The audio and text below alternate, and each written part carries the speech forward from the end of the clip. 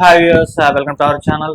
Present మనతో పాటు దాము బాలాజీ గారు సీనియర్ జర్నలిస్ట్ ఉన్నారు. వారితో ఒకసారి నమస్కారం సార్. నమస్తే సార్, ది కేరళ స్టోరీ 2 అని చెప్పేసి వాళ్ళ సినిమా రిలీజ్ అయింది. గతంలో రిలీజ్ అయిన కేరళ స్టోరీకి సీక్వెల్. అయితే అప్పట్లో కేరళ స్టోరీ ఎంత వివాదాస్పదంగా మారిపోవడం అని చూస్తాం. ఇప్పుడు ఈ కేరళ స్టోరీ 2 పైన కూడా రెండు వర్గాలుగా చీలిపోయారు. దీన్ని వ్యతిరేకించే వాళ్ళు ఉన్నారు, దీనికి సపోర్ట్ చేసే వాళ్ళు ఉన్నారు. మరి ఇవాళ రిలీజ్ అయిన ఈ సినిమా ఎలా ఉంది, ఏం చూపించారు ఈ సినిమాలో, మీ రివ్యూ ఏంటి సార్ ఈ సినిమా మీద? అంటే ముగ్గురు హిందూ అమ్మాయిలు ముగ్గురు ముస్లిం అబ్బాయిలతో డిఫరెంట్ బ్యాక్గ్రౌండ్ లో లవ్ లో పడ్డారు. ఈ ముగ్గురు కూడా కేరళ వాళ్ళు, ఒకరే కేరళ వాళ్ళు. దీంట్లో ఇంకొక ఇద్దరు మహారాష్ట్ర, రాజస్థాన్ వాళ్ళు. కేరళ స్టోరీని ఎందుకు పెట్టారు అనేది నాకు కూడా కన్ఫ్యూజ్ గా ఉంది. ఎందుకంటే ఇది కేరళ స్టోరీ కాదు, ఇది 3 రాష్ట్రాల స్టోరీ. కానీ వాళ్ళు ఏంటంటే ఫస్ట్ సినిమా అదేమన్నా ఉపయోగపడుతుందని కేరళ 2గా పెట్టినట్టుగా తెలుస్తుంది. సో 3 రాష్ట్రాలకు చెందిన అమ్మాయిలు, 3 రాష్ట్రాలకు చెందిన ముస్లిం అబ్బాయిల ప్రేమలో తల్లిదండ్రుల కోరికలకు భిన్నంగా ఎదిరించి పడ్డం. దాని తర్వాత వీళ్ళు ముగ్గురు వాళ్ళని ఏమార్చారని తెలియడం, వాళ్ళని చిత్రహింసలు ముగ్గురు కానీ వీళ్ళ ఫ్యామిలీస్, ముస్లిం ఫ్యామిలీస్ కూడా వాళ్ళని చిత్రహింసలు పెట్టడం. దాని తర్వాత వీళ్ళు ఎలా ఫైట్ బ్యాక్, వీళ్ళు ఎలా పోరాడారు, దాని నుంచి బయటపడడానికి వీళ్ళ పోరాటం ఏంటి, ఇది బేసిక్గా కథ. అంటే ప్యారలల్ గా నడుస్తూ ఉంటాయి అనమాట. వీళ్ళు ముగ్గురు సపరేట్ గా ప్యారలల్ స్టోరీలు అనమాట ఇవి. అంటే 3 స్టోరీలని కలిపి ఒక సినిమాగా చేసినట్టుగా మనకి తెలుస్తుంది. ఇది బేసిక్ గా కథ.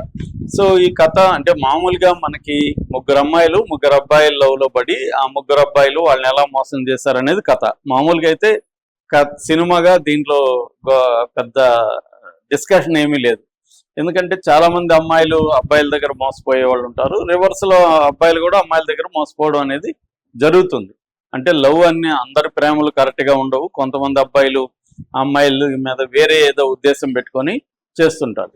ఇక్కడ అది కాదనమాట. వీళ్ళు ఏం చూపించాలనుకున్నారంటే ముస్లిం అబ్బాయిలు హిందూ అమ్మాయిల్ని ప్లాన్డ్ గా చేసి లవ్ జిహాద్ అంటే వాళ్ళని ఏమార్చి చేయడమే. అంటే ముస్లిం అమ్మాయిలని అంత ప్రెగ్నెంట్ చేయాలి, లేకపోతే ముస్లిం అమ్మాయిని ఏమార్చి వాళ్ళని వదిలేయాలి. ఇలాంటి ఒక ముస్లిం కమ్యూనిటీకే, ఆ ఇస్లాం మతానికే ఒక స్కీమ్ ఉంది.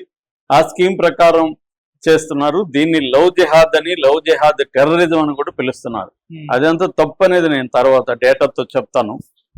ఈ మధ్య కూడా ఒక మిత్రుడు కూడా నాతో ఆర్గ్యూ చేశాడు. ఆయన చదువుకున్న ఆయన కూడా నమ్ముతున్నాడు. ఆయనకు కూడా డేటా చెప్పాక పెద్దగా ఇది రియాక్షన్ లేదు. ఎందుకంటే చాలా మందికి డేటా కానీ ఏముండదు, ప్రాపగండానే నమ్ముతూ ఉంటారు. సరే, ముందుగా సినిమాగా ఎలాగుందనేది మాట్లాడుకుందాం. సినిమాగా ఇది చూసినప్పుడు పర్ఫార్మెన్స్లు అద్భుతంగా ఉన్నాయి, చాలా బాగా చేశారు పర్ఫార్మెన్స్లు. దీంట్లో హైలైట్ వచ్చి పర్ఫార్మెన్స్లే. ముగ్గురు అమ్మాయిలు కానీ, అందులో తల్లి క్యారెక్టర్ కానీ, అబ్బాయిలు కానీ అందరూ చాలా బాగా చేశారు. కాబట్టి దీంట్లో నెంబర్ 1 హైలైట్ పెర్ఫార్మెన్స్లు అని చెప్పుకోవచ్చు. ఇక రెండో హైలైట్ టెక్నికల్ గా బాగుంది సినిమా. అంటే కెమెరా వర్క్ చాలా బాగా చేశాడు. ఆ కేరళ ఇవి తీసుకోవడం కానీ, ఆ కలర్ టింట్లు వాడడం కానీ, కొన్ని చోట్ల టైట్ క్లోజప్లు వాడాడు. ఆ ఎమోషనల్ సీన్స్ లో అవన్నీ చాలా ఎఫెక్టివ్గా వచ్చింది. ఇంటీరియర్స్ ని ఎక్స్టీరియర్స్ ని మిక్స్ చేయడం కూడా చాలా బాగా చేశాడు. కెమెరా వర్క్ చాలా బాగుంది. ఇక డైరెక్షన్ చెప్పాలంటే ఫస్ట్ హాఫ్ పర్వాలేదు, సెకండ్ హాఫ్కి వచ్చేసరికి అది అన్బిలీవబుల్ గా లేదు. అంటే వీళ్ళు ఒక హ్యూమన్ డ్రామాగా ఈ సినిమా చేస్తుంటే చాలా బాగా వచ్చిండేది. కానీ వీళ్ళకి హ్యూమన్ డ్రామా కాకుండా ప్రాపగండా చేయాలనుకున్నారు, కేరళని బదనాం చేయాలనుకున్నారు, ముస్లింను బదనాం చేయాలని రంగంలో దిగారు. అక్కడ కొట్టింది వీళ్ళకి. ఎందుకంటే మన నారాయణ సినిమాలో ఇదే ప్రాబ్లం ఉంటుంది కదా, అంటే ప్రాపగండా ఎక్కువ చేసేసి హ్యూమన్ డ్రామాకి, హ్యూమన్ ఎమోషన్స్ కి ఇంపార్టెన్స్ తగ్గిపోతుంది. దీంట్లో కూడా అదే జరిగింది. సో అది కానీ లేకపోతే ఈ డైరెక్టర్ మంచి గ్రిప్ ఉన్న డైరెక్టరే, కమాండింగ్ ఉన్న డైరెక్టరే, టెక్నికల్ టీం బాగుంది. కానీ ఇక్కడ సమస్య అంతా ఏంటంటే వీళ్ళకి ఒక హిడెన్ అజెండా ఉంది. హిడెన్ కాదు, ఓపెన్ గానే చెప్తున్నారు అనుకోవాళ్ళు.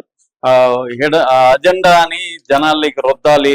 అంటే ముస్లింలంతా హిందూ అమ్మాయిల్ని ఏమార్చేసి వదిలేస్తారు, టార్చర్ పెడతారు, మీరు జాగ్రత్త అన్ని చెప్పాలని వీళ్ళు డిసైడ్ అయ్యారు. అక్కడ దెబ్బ పడింది సినిమాకి. దానివల్ల ఈ సినిమా ఎఫెక్టివ్ గా లేదు, జనం కూడా చూడట్లేదు పెద్దగా. కేరళ స్టోరీ ఫస్ట్ ఉన్నంత ఎఫెక్టివ్ గా ఇది పోయింది. పోవడానికి ప్రధాన కారణం వీళ్ళ ప్రాపగండా మీద ఫోకస్ చేయడం, కథ మీద, ఎమోషన్స్ మీద, డ్రామా మీద చేయకుండా, హ్యూమన్ స్టోరీ మీద చేయకుండా. మామూలుగా అయితే ఇది జనరేషన్ జీ కనెక్ట్ అయ్యే స్టోరీ. అంటే అమ్మాయిలు జాగ్రత్తగా లేకపోతే మీరు రాంగ్ గైస్ తో తగులుకుంటారు, వాళ్ళు మిమ్మల్ని చిత్రహింసలు పెట్టారు, మీ జీవితం నాశనం అవుతుందని చెప్పడం. ఇది నిజానికి అబ్బాయిలకు కూడా వర్తిస్తుంది. అబ్బాయిలు కూడా రాంగ్ అమ్మాయిలతో టాక్సిక్ గర్ల్ ఫ్రెండ్స్ తో వెళ్తారు. అమ్మాయిలు అది జరుగుతుంది. కాకపోతే అమ్మాయిలకి కొంత జనరల్ గానే అమ్మాయిలు కొంత వీకర్, సోషల్ గా వీకర్ గా ఉంటారు కాబట్టి వాళ్ళకి ప్రొటెక్షన్ కానీ మిగతా ఉండవు కాబట్టి వాళ్ళకి ఎక్కువ చెప్పారంటే కూడా తప్పేం లేదు. అమ్మాయిలు మీరు జాగ్రత్తగా ఉండండి, అబ్బాయిలతో ప్రేమలో పడేటప్పుడు అన్ని ఆలోచించుకొని దిగండి అని చెప్పడం అనేది బేసిక్ లైన్ ఇది. కానీ ఇది ఓన్లీ అబ్బాయిలకి కాదు, ఇది ముస్లింలు కాదు ఇతను టార్గెట్ చేసింది. అక్కడికి వచ్చేసరికి ఇంకా ముస్లిం ఫ్యామిలీస్ అంతా కూడా విలన్లుగా చూపించడం, వాళ్ళ ఫ్యామిలీస్ అంతా కూడా మనుషుల్లాగా లేకుండా వాళ్ళు ఏదో దుర్మార్గుల్లాగా ఉండడం, ఇది మనకు వాంటెడ్లీ చేస్తున్నాడు ఈ డైరెక్టరు అనేది తెలిసిపోతుంది. తెలిసిపోయినప్పుడు ఎఫెక్ట్ పోతుంది. సో కానీ కొన్ని బాధలు పెట్టడం అవన్నీ హ్యూమన్ యాంగిల్లో బాగానే చేశాడు. దాని తర్వాత పోలీసులు వచ్చి ఈ ముస్లిం ఫ్యామిలీస్ని ఎట్లా బుద్ధి చెప్పారు, బుల్డోజర్లు, ఇవన్నీ న్యాయమే కదా, ఇంత బాధ పెట్టినప్పుడు ఇది చేయడం కరెక్టే కదా అనేది. అంటే ముస్లిం ఫ్యామిలీస్ని బుల్డోజర్తో కొట్టించడం ఇవన్నీ కరెక్టే అన్నట్టుగా ఇతను చెప్పదలుచుకున్నాడు. అంటే ముస్లింలు దుర్మార్గులు, హిందూ అమ్మాయిల్ని అమర్చి వీళ్ళు చేస్తున్నారు అనేది ఇతను పాయింట్ ఆఫ్ వ్యూ. మధ్యలో లేదు నేనేదో బ్యాలెన్స్డ్ కూడా అని కొన్ని ఏదో చెప్పదలుచుకున్నారు.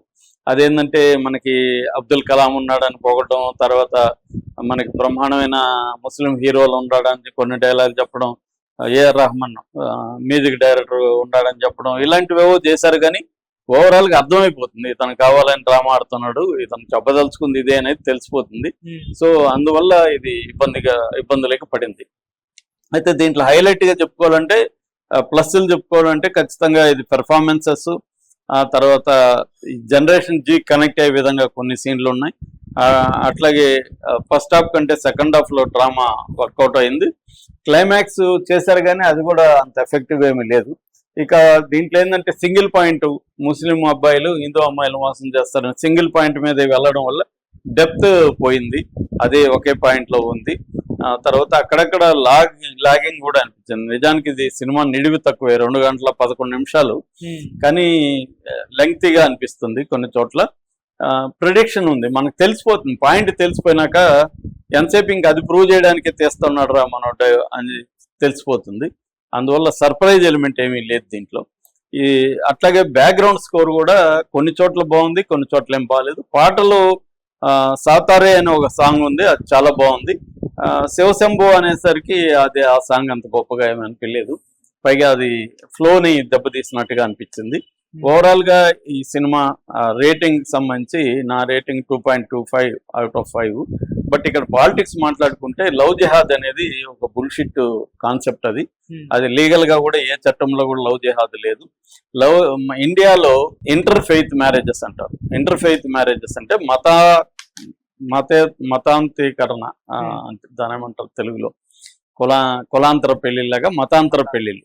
సో ఈ అంటే ఇంటర్ ఫెయిత్ మ్యారేజెస్ అనేవి ఇండియాలో 1% నుంచి 2% మాత్రమే జరుగుతున్నాయి. అంటే ఇండియాలో యావరేజ్లో 1 కోటి పెళ్లిళ్ళు జరిగితే ఇవి 1 లక్ష నుంచి 2 లక్షలు మాత్రమే జరుగుతాయి.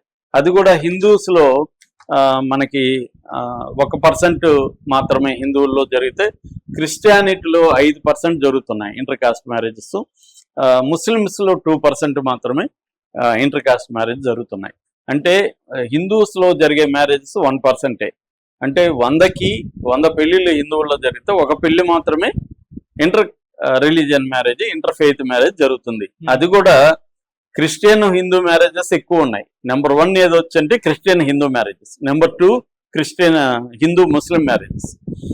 సో అది డేటా చెప్పేది, అది నేను చెప్పేది కాదు. ఆన్లైన్లో మీరు వెళ్ళి ఎవరైనా రీసెర్చ్ చేస్తే ఫ్యూ రీసెర్చ్ సెంటర్ ఇవన్నీ ఉన్నాయి. నాకు డేటా వద్దు, రీసెర్చ్ వద్దు, నేను ఇదే నమ్ముతాను అనుకున్న వాళ్ళని ఎవడేం చేయలేము, వాళ్ళ ఇష్టం, నమ్మచ్చు.